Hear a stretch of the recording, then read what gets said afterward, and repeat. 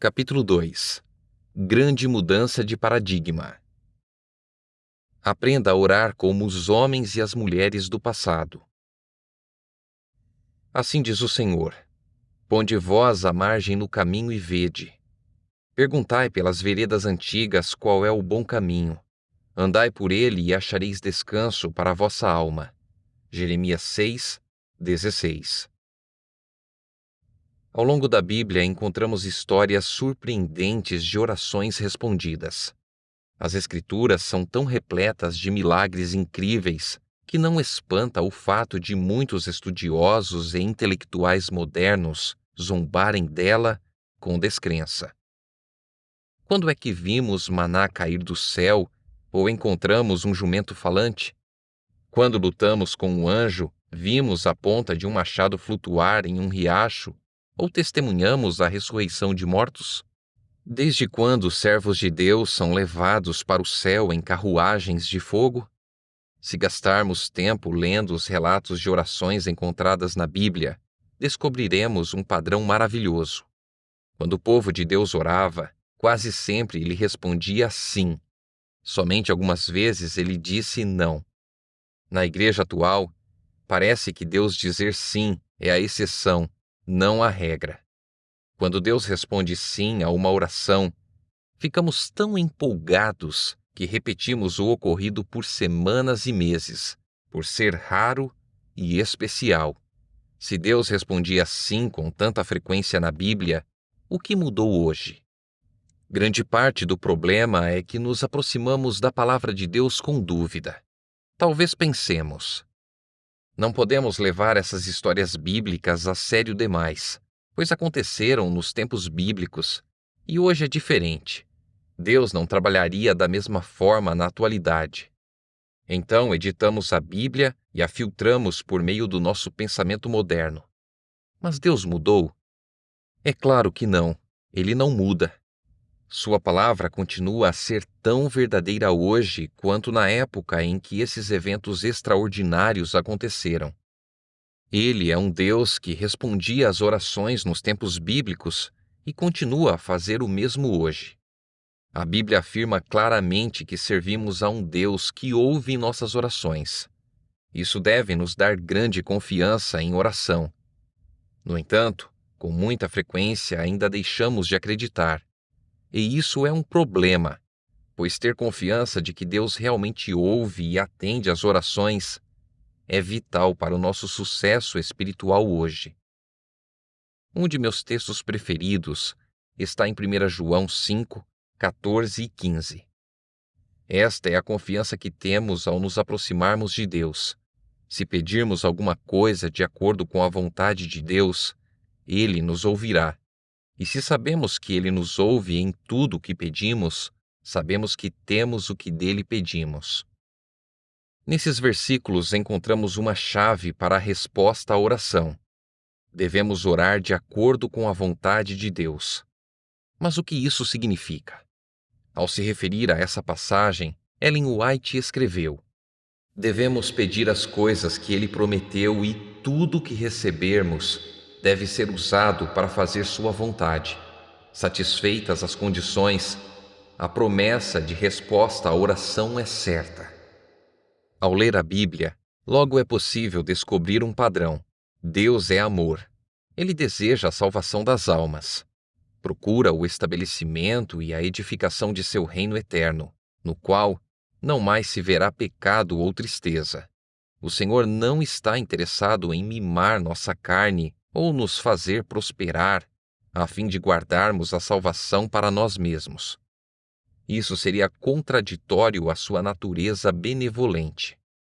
Mas se orarmos de acordo com sua vontade e para sua glória, a fim de que a obra avance e mais pessoas sejam alcançadas, podemos orar com ousadia e confiança, mesmo diante de impossibilidades humanas.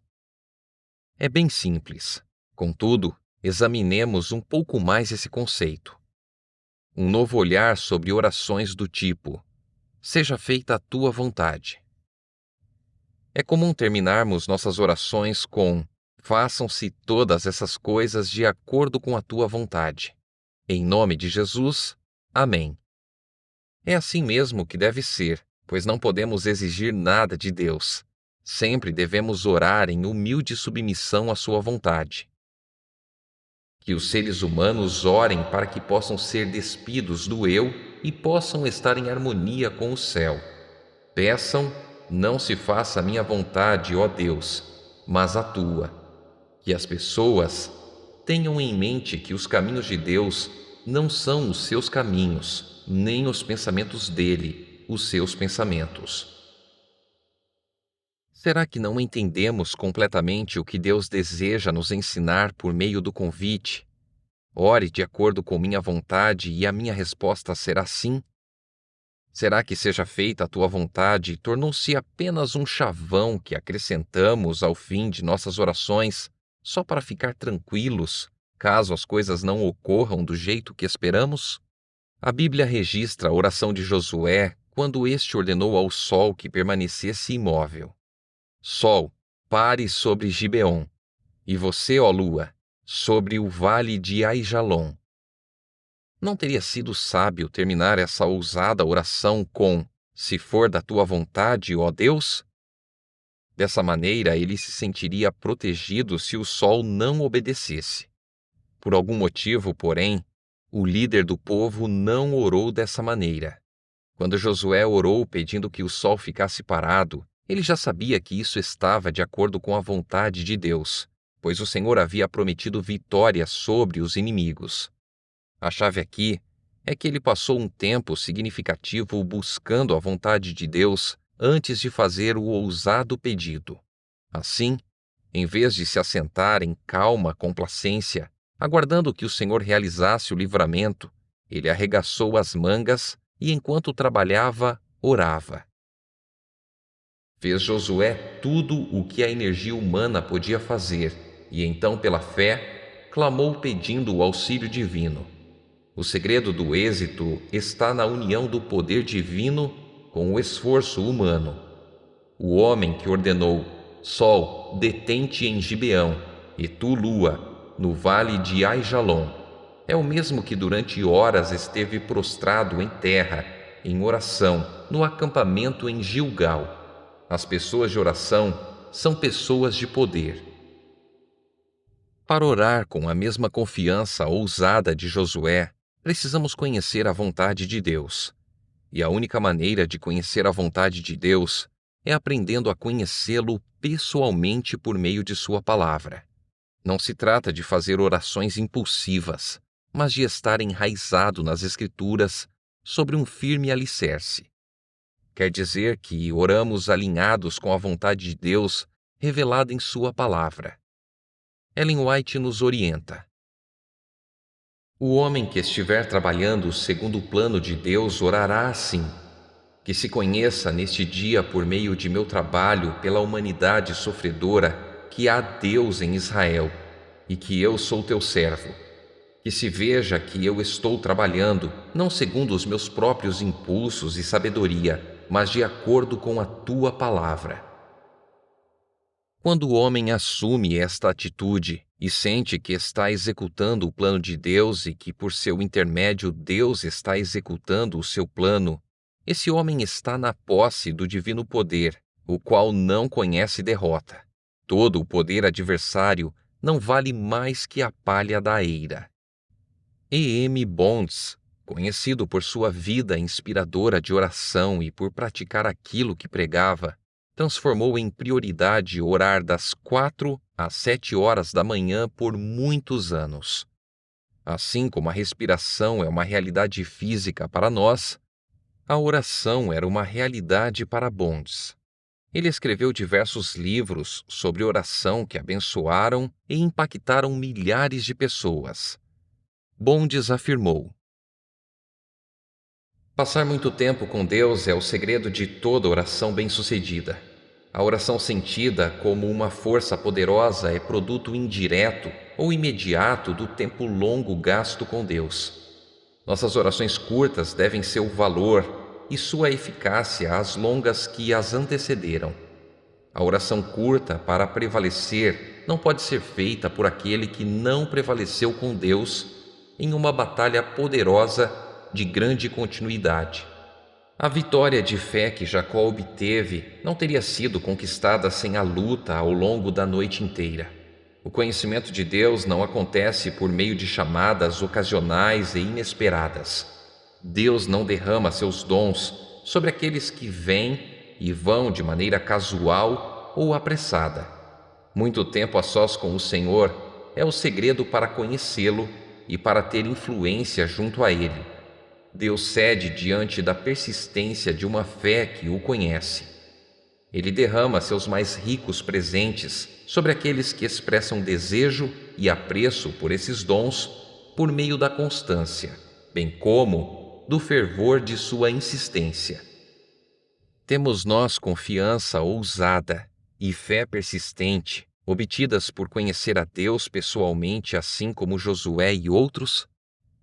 É esse o padrão de nossa vida de oração? Se não for, devemos orar para que o Senhor nos dê mais profundidade. A grande mudança de paradigma. Um paradigma é formado pelos pressupostos, modos de pensar e métodos básicos de um grupo. Nós, adventistas, temos um paradigma relacionado à fé, ao Evangelho, às doutrinas bíblicas, ao evangelismo e ao estilo de vida. E baseamos tudo isso na palavra de Deus. Mas será que nosso paradigma bíblico foi deformado pela cultura em que vivemos hoje? Perdemos muito do poder que os cristãos de eras passadas experimentaram. Isso porque nosso paradigma se afastou do fundamento bíblico para a dúvida e o ceticismo propagados por grande parte da sociedade moderna. Logo, para que nossa vida e nosso ministério mudem para melhor, necessitamos desesperadamente de uma grande mudança de paradigma em nossa caminhada e fé espiritual. Já definiram insanidade como continuar a fazer a mesma coisa, esperando receber resultados diferentes. Se queremos ver resultados diferentes, se queremos ver os reinos deste mundo abalados, assim como nos dias do Pentecostes, se queremos que a chuva serôdia inunde nossa vida e nosso ministério, se queremos ver o Evangelho pregado em todo o mundo para que possamos chegar ao lar, algo precisa mudar nossa maneira de viver e ministrar. Esse algo somos nós mesmos, nossa forma de viver e de orar. A igreja moderna reconhece que algo precisa mudar. No entanto, nem todas as mudanças que ela defende são apoiadas pela palavra de Deus. As respostas das quais necessitamos desesperadamente não estão nas últimas grandes técnicas de inovação, em programas ou em algum tipo novo de oração mística. Não, as respostas às quais precisamos estão nos exemplos de homens e mulheres do passado. A Bíblia nos diz: assim diz o Senhor, ponde vós a margem no caminho e vede. Perguntai pelas veredas antigas qual é o bom caminho. Andai por ele e achareis descanso para a vossa alma. Jeremias 6:16. Apenas começamos a descobrir o que tornava tão poderosas as orações do povo de Deus durante os tempos bíblicos. Continuaremos a estudar esse assunto no próximo capítulo. Mas vamos parar por aqui hoje, ajoelhando-nos, a fim de pedir a Deus que nos dê um novo paradigma de oração, o paradigma dele. Vamos pedir a Ele que nos transforme em homens e mulheres de fé que oram com ousadia e confiança de acordo com sua vontade, porque dedicamos tempo para aprender qual é. Oremos para que reinos sejam abalados para a glória do Senhor. Não importa se somos guerreiros experientes de oração ou apenas bebês na fé, que todos nós ousemos pedir mais.